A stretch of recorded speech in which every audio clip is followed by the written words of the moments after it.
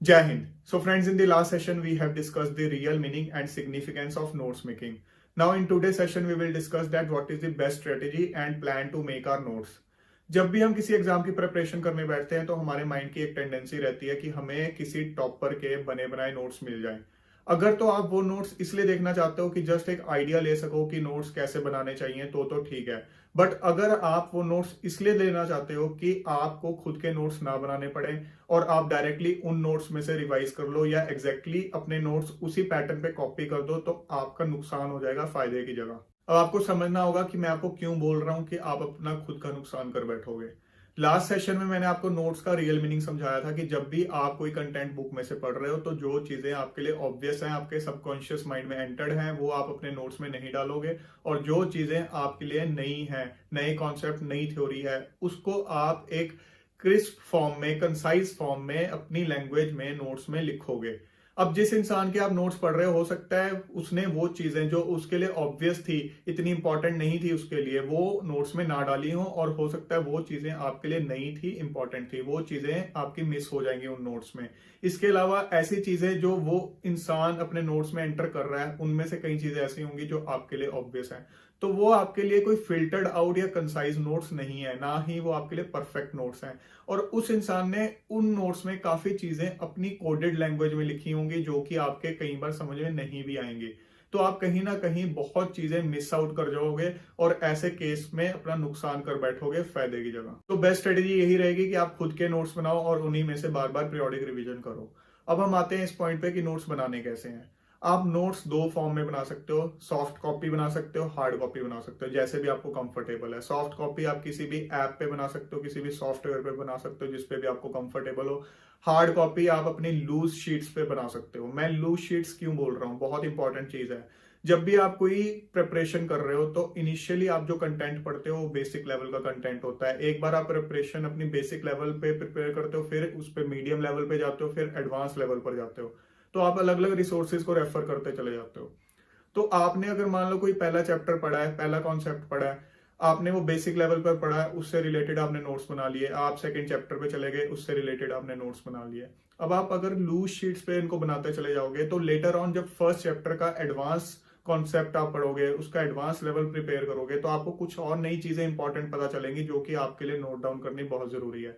तो आपने वो चीजें नोट डाउन करनी है एक अलग शीट पे, और उस चैप्टर से रिलेटेड जो बेसिक लेवल के नोट्स बनाए थे आपने, उन्हीं के साथ आपने उनको रख देना है। इस तरह से बाकी चैप्टर्स के साथ भी आप चलते रहोगे, सो डैट फाइनली जो हमारे नोट्स बने उनमें एक चैप्टर अगर है तो उसमें बेसिक से लेके मीडियम से लेके हाई लेवल तक के सारे नोट्स एक साथ हों। लाइकवाइज सारे आगे के चैप्टर्स के भी ऐसे ही हों। डिजिटल फॉर्म में आपके लिए ये चीज बहुत ईजी हो जाएगी क्योंकि आप कभी भी एग्जिस्टिंग नोट्स में कहीं भी एडिटिंग कर सकते हो। सो हमें इंश्योर करना है कि हमारे नोट्स एक चैप्टर के एक साथ हो। इस तरह से नहीं होने चाहिए कि पहले बेसिक लेवल के नोट्स तैयार कर लिए, फिर मीडियम लेवल के कर लिए, फिर हाई लेवल के, बिल्कुल नहीं। अब हम आते हैं एक सेकंड बहुत ही इंपॉर्टेंट पॉइंट पे। जब भी आप नोट्स बनाने बैठते हो तो आपके माइंड की एक बड़ी फनी सी टेंडेंसी रहती है, आप डे ड्रीमिंग करना स्टार्ट कर देते हो कि जब मैं इस एग्जाम को क्रैक कर लूंगा तो बच्चे मेरे पास नोट्स मांगने आएंगे, नोट्स फोटोकॉपी करवाने आएंगे, तो मैं ये नोट्स बहुत ही साफ सुथरे, बहुत ही क्लियर, अच्छी सी हैंड राइटिंग में ये नोट्स बनाऊं। ये सोच बिल्कुल गलत है इस टाइम पर। अगर आप ये सोच के नोट्स बनाओगे तो आप अपने लिए बेस्ट नोट्स या इफेक्टिव नोट्स नहीं बना पाओगे। इस टाइम पे आपको थोड़ा सा खुद के लिए सेल्फिश होना पड़ेगा। आपको ये सोचना है कि जो मैं नोट्स बना रहा हूँ वो सिर्फ और सिर्फ खुद के लिए बना रहा हूँ, जो कि मुझे अच्छे से समझ आ जाए। आप अपने नोट्स बुलेट फॉर्म में बनाओ, पॉइंट फॉर्म में बनाओ, फ्लो चार्ट फॉर्म में बनाओ, कोड लैंग्वेज में बनाओ, उस चीज में बनाओ जो कि सिर्फ और सिर्फ आपको अच्छे से समझ आ जाए। आप कंटेंट पढ़ रहे हो, उसमें से जो कंटेंट आपको लगता है मुझे बार बार रिवाइज करना है, बहुत इंपॉर्टेंट कंटेंट है मेरे लिए, उस कंटेंट को क्रिस्प फॉर्म में, शॉर्ट फॉर्म में नोट्स में आपको नोट डाउन करना है। ये नहीं है कि copy paste as it is आपने नोट्स में कर देना है, वो कोई फायदा नहीं है। फिर तो आप बुक्स में ही अंडरलाइन कर लो। अगर आप बुक्स में से नोट्स बना रहे हो तो इस फॉर्म में बनाओ कि वो बहुत ही शॉर्ट फॉर्म में हो और सिर्फ आपको समझ आ जाए। आपको जस्ट इस माइंडसेट के साथ नोट्स बनाने हैं कि जो चीजें मैं अपने नोट्स में लिख रहा हूँ, कोड लैंग्वेज में लिख रहा हूँ, point, bullet, flow chart form में लिख रहा हूँ, तो इन चीजों को पढ़ के मैं बुक का कंटेंट रिवाइव कर सकूं, अपने माइंड के अंदर उनको रिकॉल कर सकूं।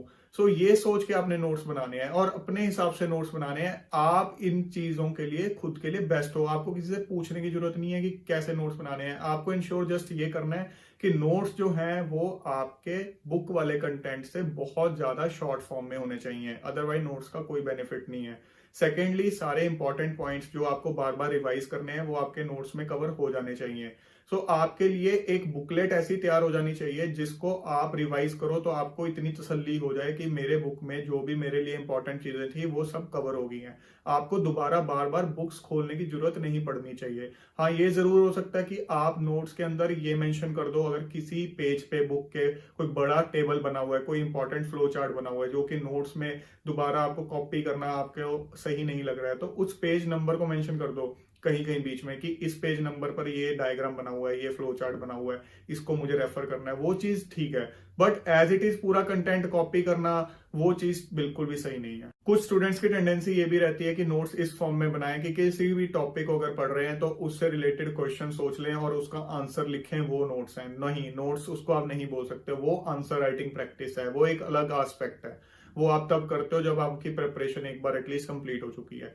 नोट्स मेकिंग और आंसर राइटिंग को मिक्सअप मत करो। नोट्स मेकिंग एक टोटली अलग चीज है। यहाँ जब आप लिख रहे हो तो वो चीज आपके उसके आसपास भी नहीं होगी जो आप एक एक्चुअल आंसर में लिखोगे। So friends, I hope in 2 session से आपके माइंड में क्लियर हो गया कि नोट्स मेकिंग कंपलसरी है, नोट्स बनाने कैसे हैं, नोट्स का रियल मीनिंग क्या है, वो सब चीजें आपके माइंड में अब क्लियर हो गई हैं।